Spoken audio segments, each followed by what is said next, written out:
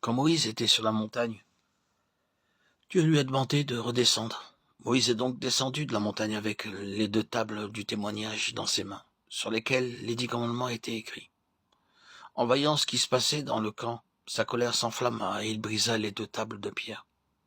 Alors Moïse se plaça à la porte du camp, en s'écriant « À moi ceux qui sont pour l'Éternel ». Et tous les fils de Lévi s'assemblèrent auprès de lui.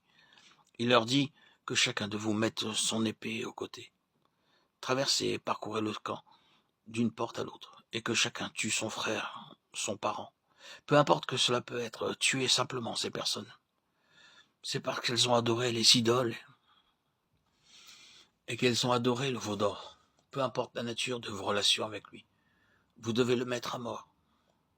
Le prix payé par les Lévites, beaucoup pensent que c'était vraiment trop cruel. Qui pourrait tuer ses propres frères et ses amis? Parmi les 12 tribus, 11 n'ont pas bougé. Ils pensaient que le prix était trop élevé. Uniquement les Lévites ont obéi. Avec l'épée à la main, chacun d'eux est allé de tente en tente. Environ 3000 hommes furent ainsi mis à mort, et ils étaient alliés ou amis des Lévites. La fonction de prêtre fut donnée aux Lévites. À partir de la tragédie du veau d'or, seule la maison d'Aaron, la tribu de Lévi, a pu exercer la prêtrise, alors que les Israélites, en tant que nation, n'ont pas pu être un peuple composé de prêtres. La distinction entre le peuple de Dieu et les prêtres de Dieu. À partir de cette période, il y a eu 2 catégories de personnes en Israël. Il y avait le peuple de Dieu et les prêtres de Dieu. La pensée originelle de Dieu était que chaque enfant d'Israël soit prêtre de Dieu.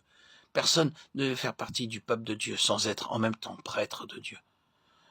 Cependant, parce que nombreux sont ceux qui ont aimé le monde et les alliances humaines, étant infidèles et idolâtres, la fonction de prêtre a été séparée du peuple ordinaire.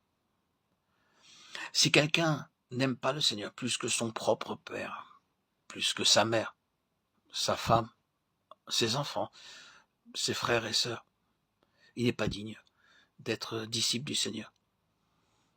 Nombreux sont ceux qui ne peuvent en payer le prix. À partir de ce jour, en Israël, les prêtres furent séparés du peuple. La sacrificature appartenait à une seule famille. La nation de prêtres est devenue une tribu de prêtres, puis une famille de prêtres. La tribu de Lévi, peuple de Dieu, était aussi une tribu composée de prêtres de Dieu. Ceux qui formaient les 11 autres tribus ne pouvaient pas être appelés des prêtres de Dieu. C'est une chose très sérieuse. Il est important de savoir si nous faisons partie seulement du peuple de Dieu ou si nous sommes aussi à son service, en ayant cette part à la sacrificature.